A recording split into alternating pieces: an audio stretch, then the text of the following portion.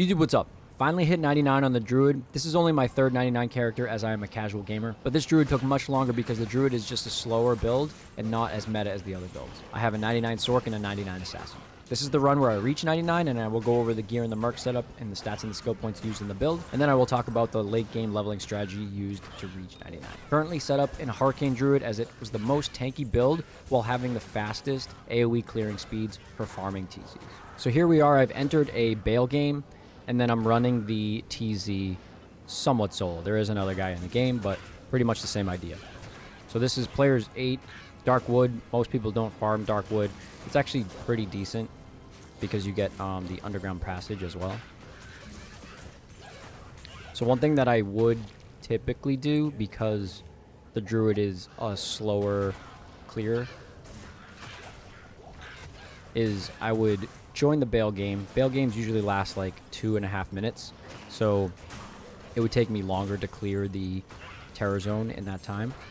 So I would jump into the terror zone and I would teleport around to spawn all the monsters so that they would be players 8 level and experience, and then that way if people left the game I would still be able to clear players 8 solo. So that was kind of my late game leveling strategy. Obviously sometimes just joining Bale runs, you'll get like a player's 8 Bale run non-terrorized area level 85 will net you about like 70k, whereas farming a regular terror zone, not one of the good ones, P1 online, will net you about like 100 to 120, 150k, something like that, depending on what it is.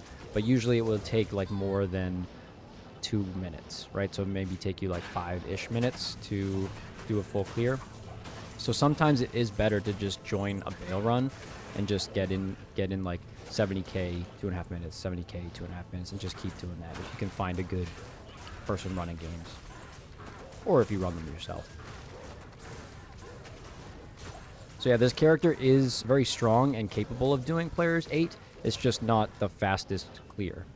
So this is the Hurricane setup, focusing on cold damage. So it helps with the AoE that you're doing cold damage. You're also doing Holy Freeze, so you're somewhat protected. And also because of every Wind Druid build, you have a maxed out Cyclone armor, so you are pretty tanky. And then this one actually, you know, I have over 5,000 life as well because Oak Sage is maxed. Checking on the how much EXP I have left. Should be pretty quick. So the game is still going on. Full game, 8 players. They'll probably start to dip off soon as the Bale run is ending.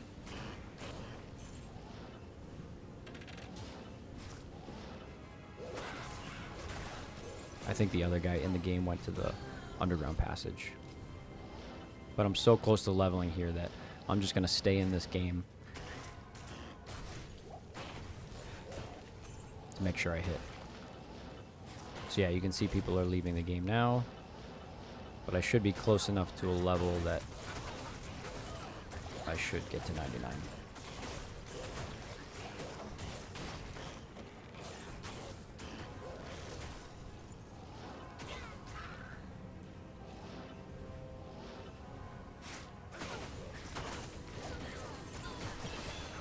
And there we go. Hit 99. So yeah, for the yeah. Woo, finally. Druid took a while. It's slow. Yeah, so for the last points, I'll throw them into Vitality. Not like it's going to be a huge deal breaker or make or break. And then for the last skill point, I will put it into Direwolf. Yeah, put it in Direwolf so that your Grizzly gets a little bit more life. Not that I need it. So yeah, I'll show you the gear that we were using. So first thing, we are using a Doom. This isn't a great old Doom. It's minus 48, but it's still Still fine. You get the +2 skills and the -48 enemy cold resistance. Night Wings with a 5/5 facet in it for +2 skills, and then the +20 cold damage. A 219 elemental caster Ami to hit 99. And then we have a 35 faster cast rate spirit using Silkweave Boots for the extra mana and mana after kill. A Stone and Jordan for the +2 skills and mana. Arachnid's Mesh for the faster cast rate and the mana. And then a faster cast rate ring, which I need to hit the 99. And then Enigma, obviously, and Mage Fist.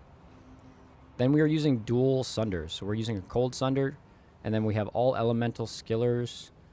Only 2 of them have extra life, and then we're using the Physical Sunder Bone Break. 2019-10 Annie needed the 10 experience for this.